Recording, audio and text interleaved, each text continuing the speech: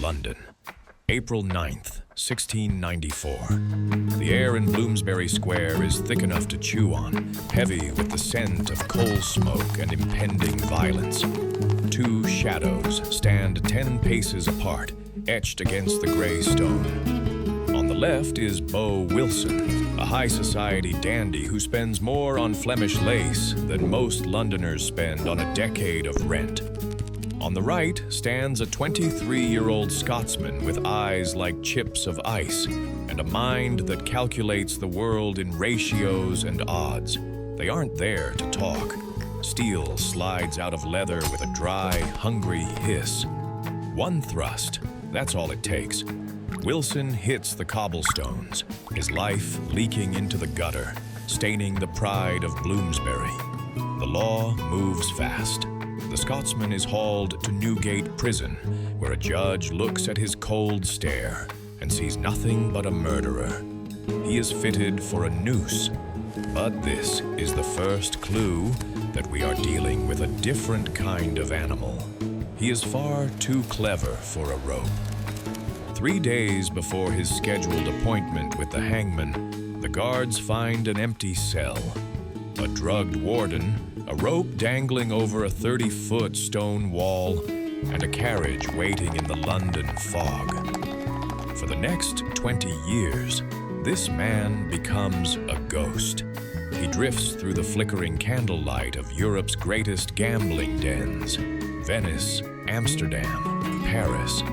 But he wasn't just playing for gold. He was studying the architecture of the human soul.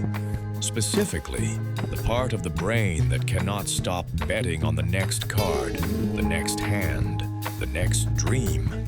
By 1715, he'd found the biggest mark in history. He didn't target a person, he targeted a country. They say the greatest trick the devil ever pulled was convincing the world he didn't exist. Personally, I think the greatest trick was convincing the world that a scrap of paper was worth more than a man's life. Most people come to me looking for a missing person or a cheating spouse. Small-time grief. But this file? This one is different. This is a cold case that's been sitting on the radiator for 300 years, and it's still burning hot. I've spent 20 years walking the beat between greed and desperation, and I've learned one thing. If a guy walks into a room and promises you the moon, he's usually got the crater already dug for your grave. But the suspect in this case, he didn't just promise the moon, he sold it. He sold it, he mortgaged it, and then he convinced an entire empire to jump off a cliff just to see if they could fly on his promises. They call him a financier. I call him the most dangerous man to ever pick up a pen. Most people have forgotten him, but if you've ever looked at a dollar bill and wondered why it has value, or why a stock market can vanish overnight like a dream at sunrise, then you're living in his crime scene. If you follow the trail of paper long enough, it always leads back to the same place. A gutter, a deck of cards, and a man who was far too clever to be honest. Lock the door. This one's going to take a while, and the ending, well, the ending is still being written in every bank vault and stock exchange in the world.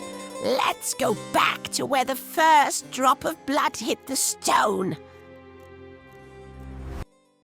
The man who would go on to invent modern paper money and nearly bankrupt France was none other than John Law. Take a look at the crime scene. France. The Sun King, Louis XIV, finally flicked his last cigarette. He left behind a palace at Versailles that cost more than some planets, and a bill that would make a billionaire jump off a bridge. We're talking about a national debt of 3 billion livres. The treasury? Empty. The people? Eating grass. The economy was a corpse on a slab. The guy left holding the bag was the Duke of Orleans. He was desperate. He was looking for a miracle, or at least a way to keep the mob from burning his house down. That's when the ghost walks into the room. Law doesn't look like a murderer on the run. He looks like the smartest man you've ever met. He looks at the Duke and says, "Your Grace, you're trying to run a kingdom on shiny rocks. Gold is the past. I'm here to give you the future." Law had a theory. He called it the system. See, most people thought money was gold. Law realized money is just a story. If you can get everyone to believe the same story at the same time, you can create wealth out of thin air. He told the Duke, "Give me a bank. I'll print paper notes. We'll tell the people they can pay their taxes with this paper. Suddenly, that paper is worth more than gold because the government says so." The Duke was out of options. He gave Law the keys to the kingdom. Law opened the Banque Générale. At first, it was like a dream. Trade came back to life. People weren't hauling heavy chests of silver anymore. They were carrying light slips of paper. For 2 years, this fugitive was a national hero. He'd fixed the unfixable. But here's the thing about guys who play the cards. They never know when to walk away from the table. Now we get to the long con. Law creates a company, the Mississippi Company. He tells the French public that France owns half of North America, a place called Louisiana. And he tells them it's paved with emeralds and mountains of gold. It was a total lie. Louisiana was a mosquito-infested swamp. But Law owned the printing presses. He put out brochures. He hired actors to parade through the streets of Paris in native costumes, carrying fake gold ingots. He told the people, "If you buy stock in my company, you'll be richer than the king." The hype was a drug, and Law was the dealer. He moved his headquarters to the Rue de Quincampoix. It became a mosh pit of greed. People were trampled to death just trying to buy shares. The stock started at 500 livres. In months, it was 10,000. Law was now the Controller General of Finance. He was the French economy.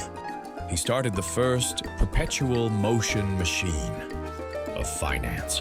He'd print money to lend to people so they could buy more of his stock, which made the stock go up, which let him print more money. This is where the word millionaire was born. Before this, the word didn't even exist. A chimney sweep made enough in a week to buy a fleet of carriages. A cook overheard a stock tip and became a duchess. Everyone was winning. And that's usually when the house is about to pull the rug. The problem with a bubble is that it only takes one pin. Late 1720. The thread snaps. A prince, the Prince de Conti, decides he wants out. He shows up at Law's bank with 3 wagons and demands his paper be traded for actual gold coins. Law tries to talk him out of it, but the prince knows the game. The bank has to pay. When those wagons rolled out of the bank heavy with gold, the secret was out. The bank didn't have enough gold for everyone. Panic hit Paris like a gunshot. Everyone rushed the bank. Law tried to play it cool. He made it illegal to own more than 500 livres in gold. He sent the police to raid houses. He tried to force people to believe in his paper at the end of a bayonet. But you can't force faith. Not for long. The stock plummeted. 10,000 to 5,000. 5,000 to nothing. The millionaires woke up and realized they were holding scraps of paper that wouldn't even buy a slice of bread. The mob surrounded Law's house. They didn't want dividends anymore. They wanted his head. Once again, Law did what he does best. He vanished.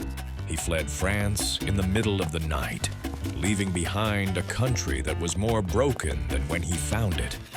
He died in Venice 9 years later. No palace, no guards, just a deck of cards and a cheap room with a view of a canal. But look at the cold case files.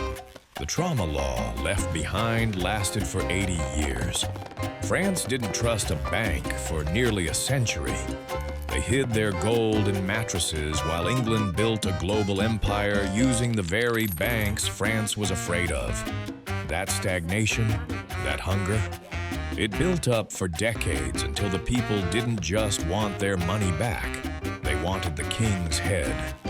If you follow the red thread from John Law's bank vault, it leads straight to the guillotine. Money isn't real. It's just a story we all agree to believe in so we don't have to kill each other for bread. John Law told the best story in history until the ending ruined everything. In the end, John Law was just a man who loved the math too much. He thought he could solve the world. He thought he could calculate human greed and put a leash on it. But greed isn't an equation. It's a fire. You can feed it paper, you can feed it gold, but eventually it's going to eat the person who started it. France recovered. Sort of. The world moved on. But we never really learned the lesson. We still want to believe in the mirage. We still want to think that if we find the right genius, the right system, we can have everything for nothing. Law proved you can delete an economy. He proved you can erase a nation's wealth with a single stroke of a pen. But he also proved that reality always comes for its cut. And reality, it doesn't take paper, it only takes blood. That's the report. Put it back in the basement. Some stories are better off forgotten.